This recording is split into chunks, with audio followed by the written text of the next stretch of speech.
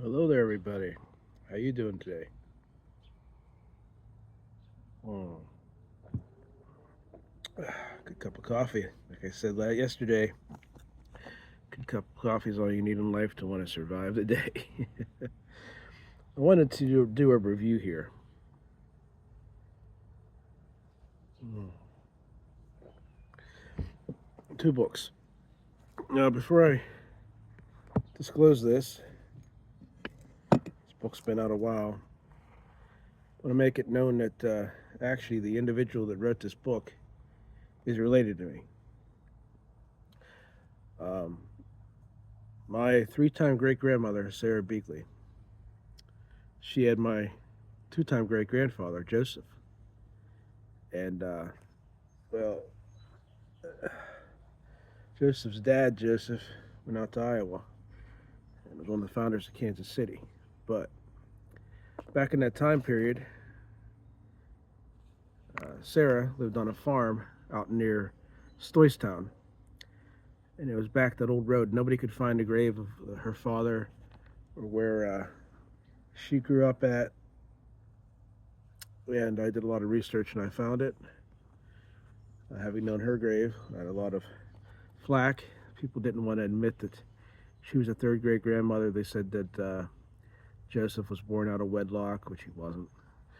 And both Sarah and Joseph's dad, Joseph, their fathers were bishops in the church, their brethren, the Amish church, which leads me to this book.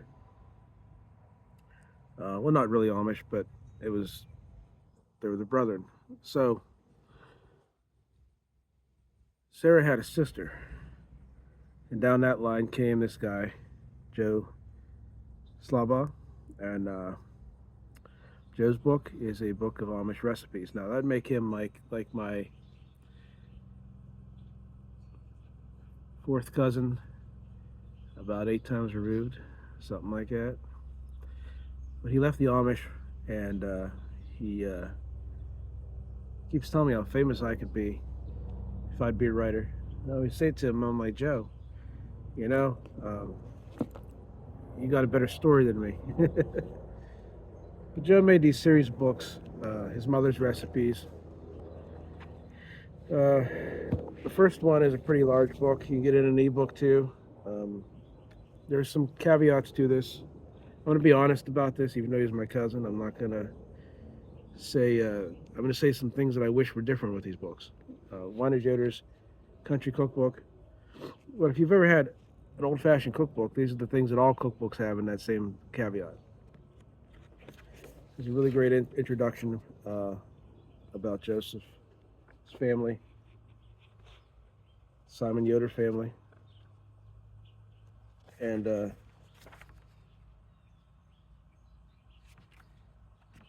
does give a good index in here of some of the recipes. One thing you will note though, there's no page numbers, so I had to do that myself. But most of the Amish books don't have page numbers. I don't know why that is, but they don't. And it has a great amount of recipes in here. Around, I don't know how many pages, but that's one of the things. Like, so I went through and I kind of broke it down myself. It starts out with breads and pies. Um, Gives in the cakes and different cookies, brownies and casseroles and frostings and desserts and you name it, everything. Real hearty meals you can make. If you want to know, there's a picture of his mom right there. God bless her. Um, Both his parents were born in 1936. So this is his first book. It's a really beautiful book. I think it has a lot of soul to it, a lot of really, even though it's a cookbook, I think it has a lot of really important recipes that you can enjoy. Now the second book, Yoders Country Cooking too.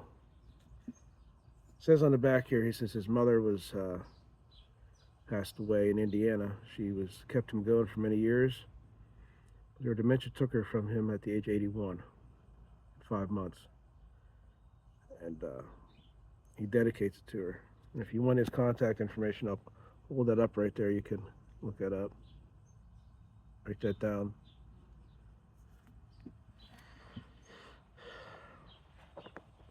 It's a much smaller book.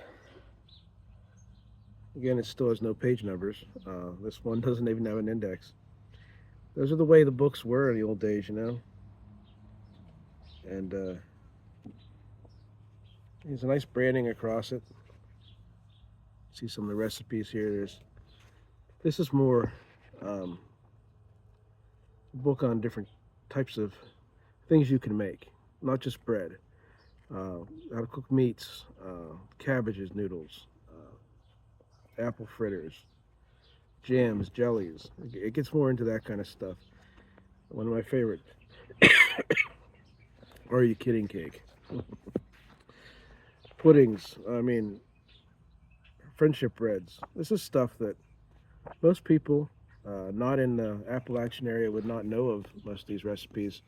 The ones that I grew up on. And I'm going to tell you right here, if you buy this book, I think it was like $10, you're going to have more recipes and you're going to be able to cook because he's packed it full with everything.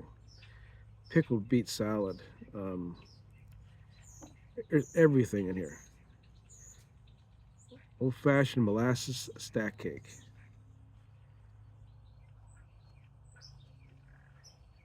Grape pie. Blackberry cake, apple butter. You can make it all. You could live like the Amish do right here. And if you don't know what that means, if you've never been to Amish country, I'll tell you something. Those people know how to make meals that can take some of the best fruits and vegetables and plant-based materials and meats, and they were the original soul food right here. And this is what this is. That's how I look at it. This is a book of soul food. It's the kind of stuff that my grandmother would have cooked, and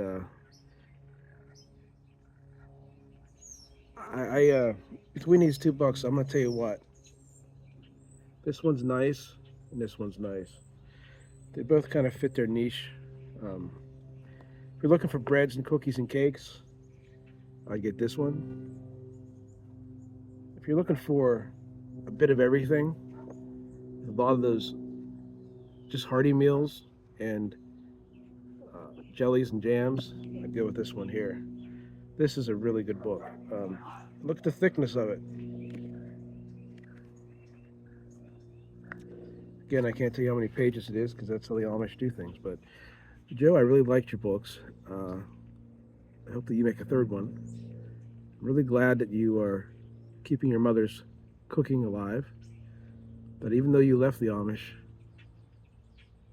to seek your own life in the world, that you have done this with these books and shared them with us, made them available.